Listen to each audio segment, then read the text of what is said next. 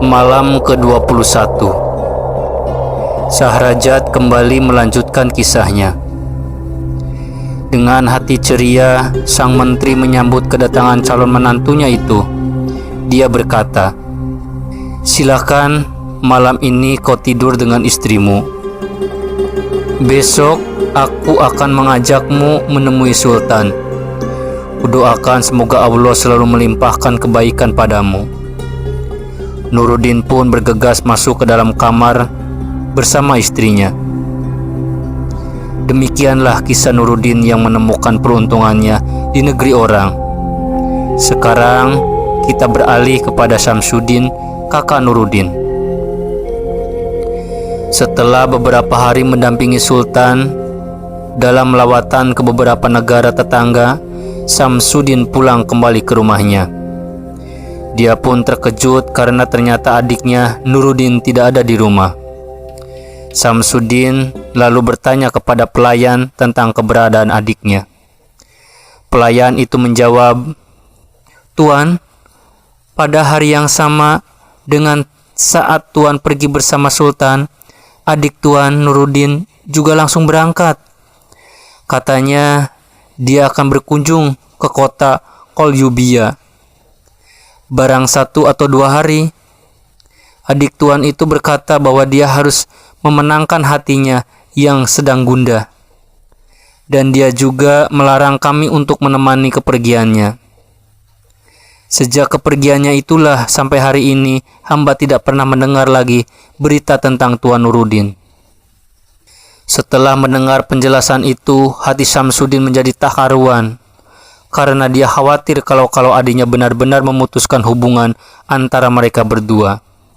Syamsuddin bergumam dalam hati, "Tentu perkataankulah yang telah menyebabkan kepergian Nuruddin pada malam keberangkatanku saat itu.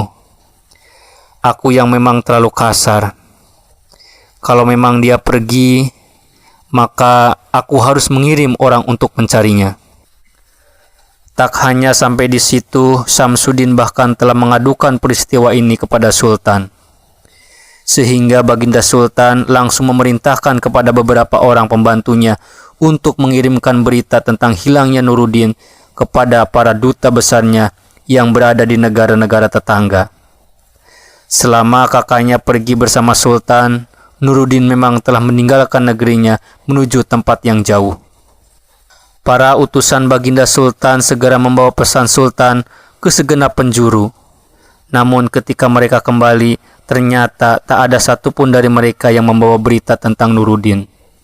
Syamsuddin akhirnya patah arang. Di dalam hati kecilnya ia berbisik, "Sungguh, aku telah membuat marah adikku dengan ucapanku tentang pernikahan itu. Padahal hal itu sama sekali belum terjadi. Bodoh benar aku." Syamsuddin terus memendam penyesalan yang mendalam. Untuk mengusir dukanya, tak lama setelah peristiwa itu, Syamsuddin menikah dengan putri dari seorang saudagar Mesir.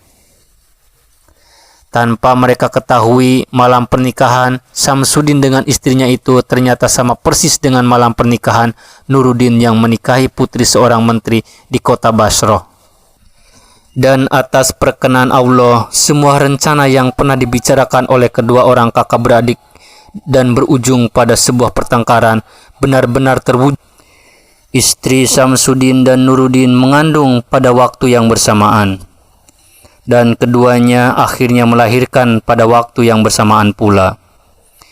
Di Mesir, istri Syamsuddin melahirkan seorang bayi perempuan yang cantik, sementara di Basrah, istri Nuruddin melahirkan seorang bayi laki-laki yang sangat tampan. Putra Nuruddin benar-benar mewarisi ketampanan ayahnya. Bayi mungil itu memiliki paras sempurna, seperti yang disebutkan di dalam sebuah syair. Sosok rupawan yang memukau semua orang dengan limpahan dari piala dan wajah airnya. Rona dan aroma tubuhnya senantiasa memancar dari mata, pipi dan mulutnya. Bayi tampan itu diberi nama Hasan Badruddin. Pada hari ke-7 sejak kelahirannya, Nuruddin membuat pesta syukuran serta membuatkan sebuah kalung yang khusus dipakai untuk para pangeran. Dan setelah itu, Menteri Sultan Basroh membawa Nuruddin untuk menghadap Sultan. Sesampainya di hadapan Sultan, Nuruddin langsung menghormat dengan mencium tangan di hadapan Sultan.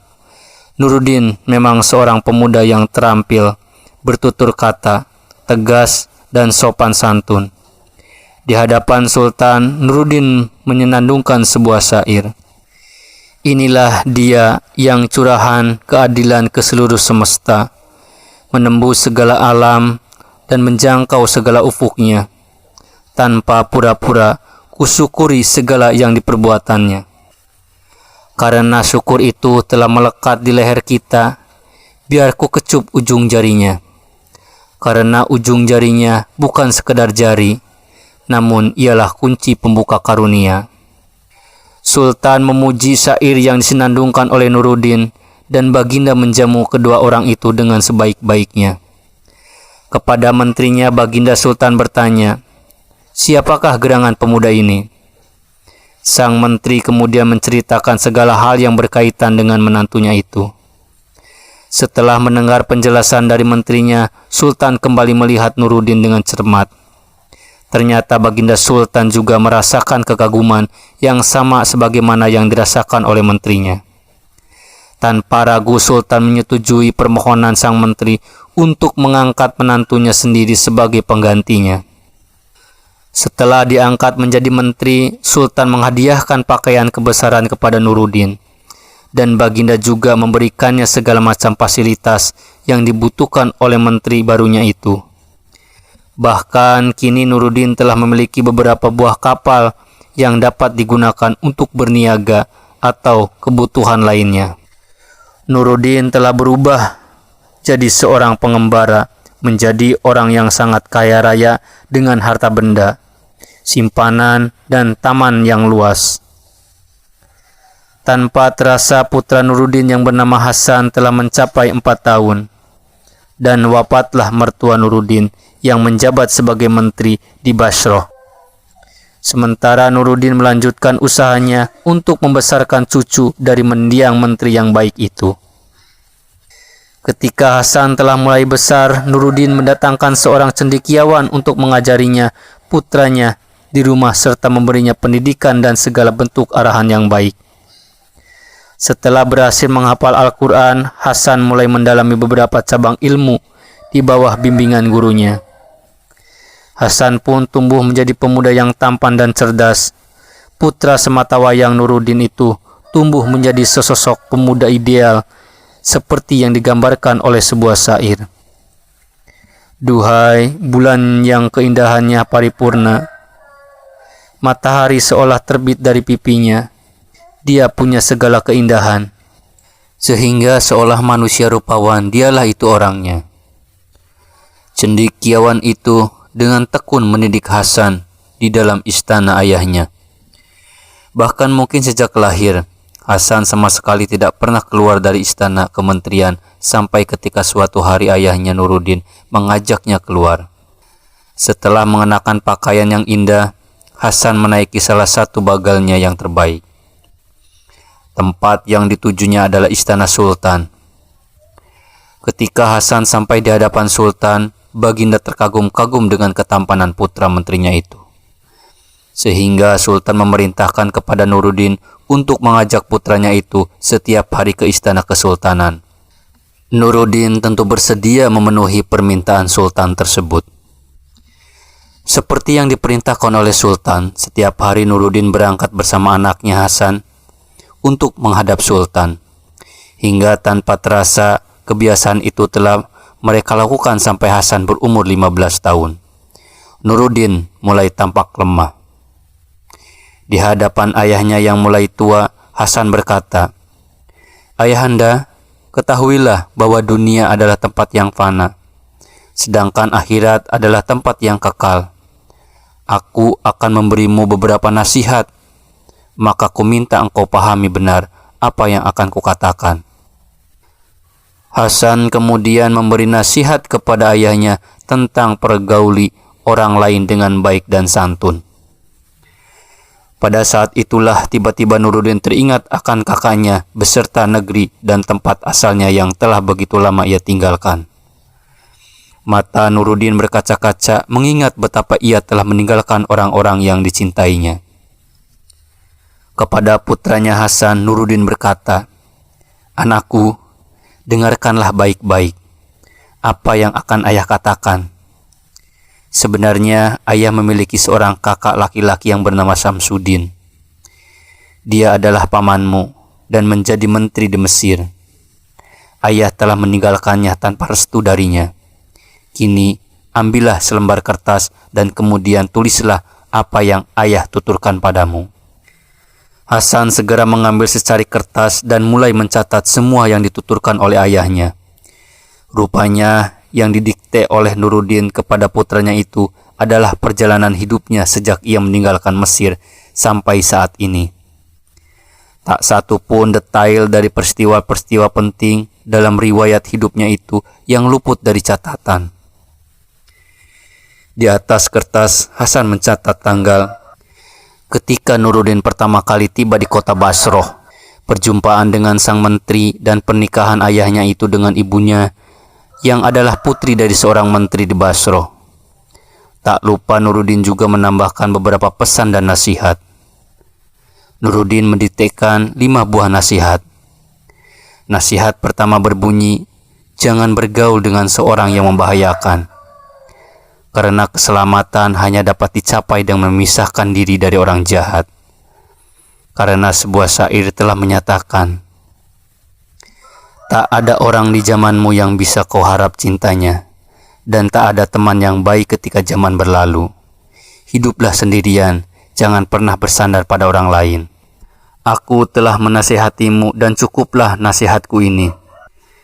Nasihat kedua berbunyi, jangan berlaku aniaya terhadap orang lain, karena zaman yang akan membalas perbuatanmu. Hari-harimu selalu terdiri dari 2 hal, keberuntungan dan kerugian. Sebagaimana sebuah syair menyatakan, tabah dan bersabarlah untuk mencapai keinginanmu. Jadilah penyayang bagi orang lain, maka kau akan dianggap penyayang. Tak ada tangan di dunia kecuali tangan Allah di atasnya, dan tak ada pelaku kezaliman kecuali akan ditimpahkan pada kezalimannya pula. Nasihat ketiga berbunyi, biasakanlah untuk diam dan sibukkan dirimu dengan aibmu sendiri hingga kau tak sempat mengukit aib orang lain. Karena orang sedikit bicara sering selamat, seperti yang diungkap dalam sebuah syair. Tidak berbicara itu hiasan dan diam adalah keselamatan. Jika kau berbicara janganlah berlebih-lebihan. Jika karena diammu kau sekali-kali menyesal, maka banyak bicara akan membuatmu menyesal. Nasihat keempat berbunyi, jangan sekali-kali minum minuman keras, karena minuman keras adalah biang keladi segala fitnah dan dapat merusak otak. Seperti sebuah dalam syair, kutinggalkan tuak, apalagi meminumnya.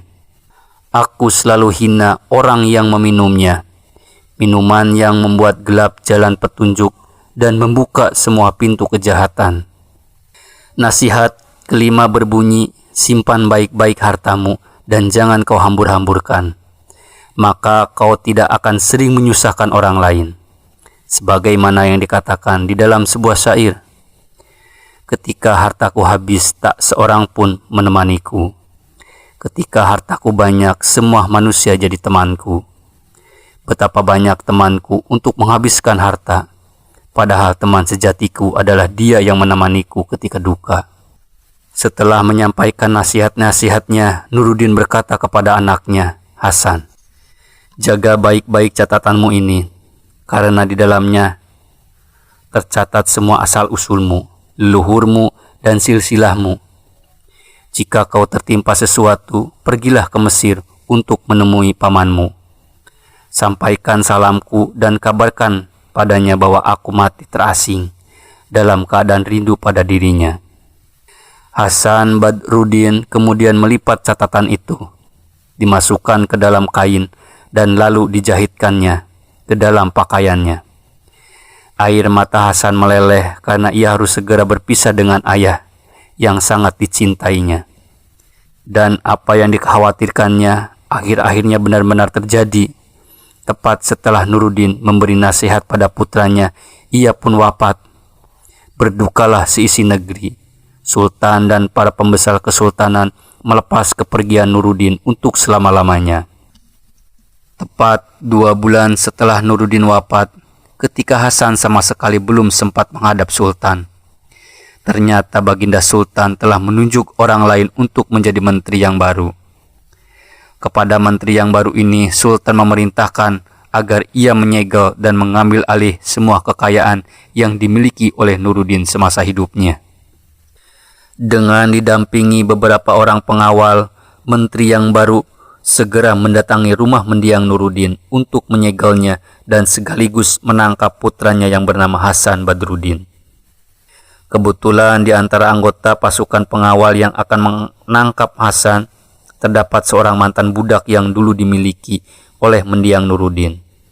Budak ini ternyata tidak rela putra tuannya diperlakukan seperti itu.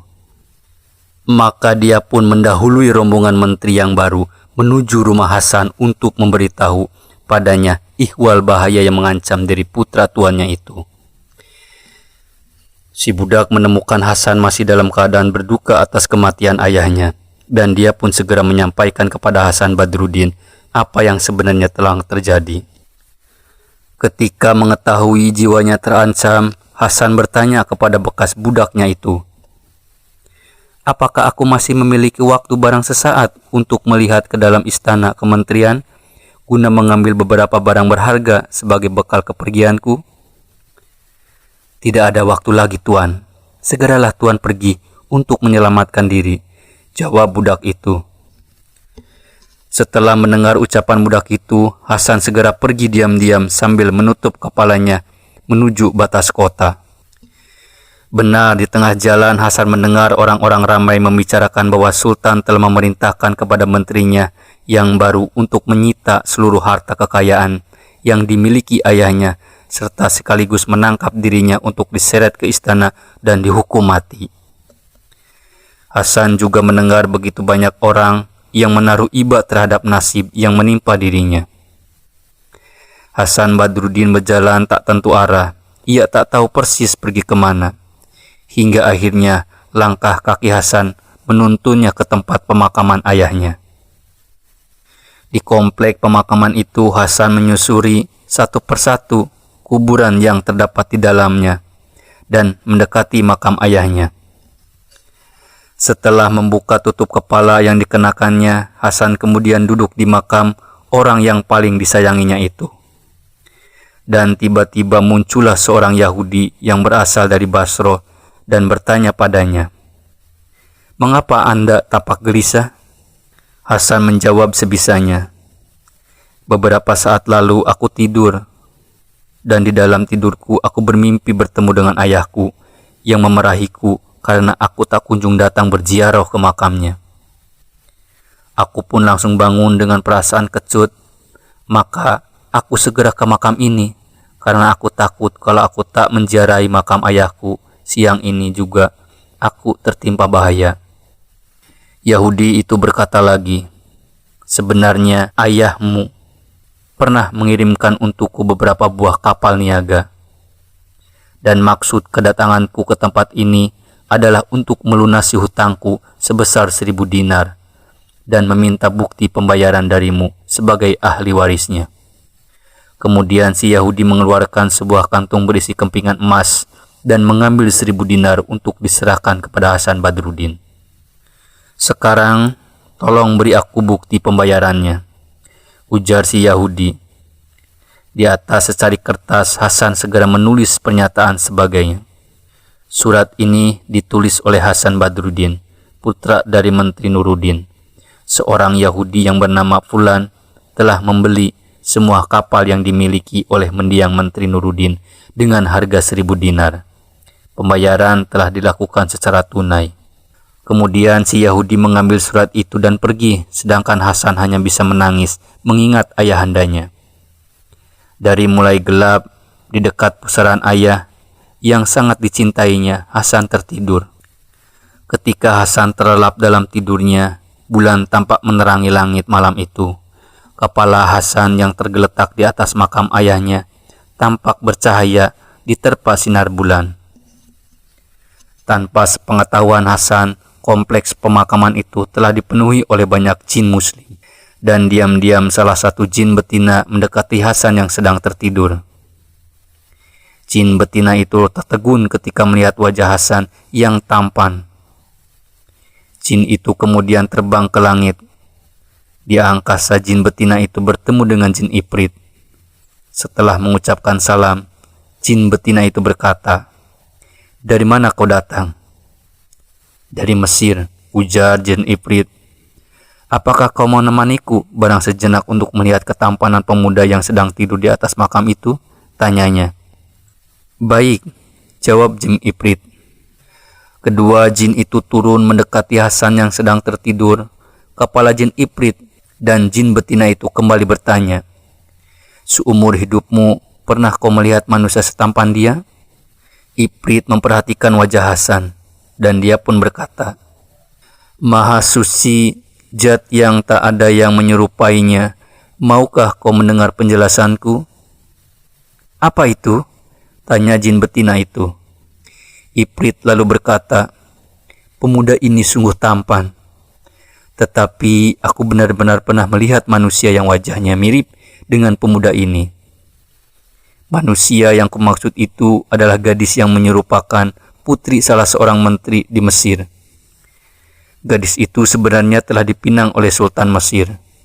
Namun ayahnya yang bernama Samsudin menolak pinangan Sultan seraya menyampaikan kepada Sultan bahwa sebab penolakannya adalah karena dia memiliki seorang adik yang bernama Nuruddin yang pergi meninggalkan rumah entah kemana. Samsudin juga memberitahu Sultan bahwa penyebab kepergian adiknya itu adalah karena dia dan adiknya pernah berselisih paham ihwal pernikahan putra-putri mereka kelak. Samsudin menceritakan semua yang dialaminya bersama adiknya itu, termasuk sumpah yang diucapkannya ketika putrinya lahir, bahwa putrinya itu tidak akan dinikahkan dengan siapapun kecuali dengan putra adiknya. Setelah 18 tahun berlalu, Nuruddin akhirnya mendengar kabar bahwa adiknya telah menikah dengan putri seorang menteri di Basroh, dan mereka dikaruniai seorang putra. Jadi, hanya dengan putra adiknya itulah Samsudin akan menikahkan anaknya sebagai penghormatan kepada adiknya yang telah disakitinya. Nuruddin juga menganjurkan agar Sultan meminang gadis lain. Ketika Sultan mendengar penolakan itu, Baginda pun murka kepada Samsudin dan berkata kepadanya, "Bagaimana mungkin kau berani menolak pinanganku? Dengan alasan seperti itu, aku bersumpah akan menikahkan putrimu itu dengan orang yang paling jelek." Pagi datang lagi. Sahrajat menghentikan kisahnya tentang dua orang menteri. Ya Imam al-Mujahidin,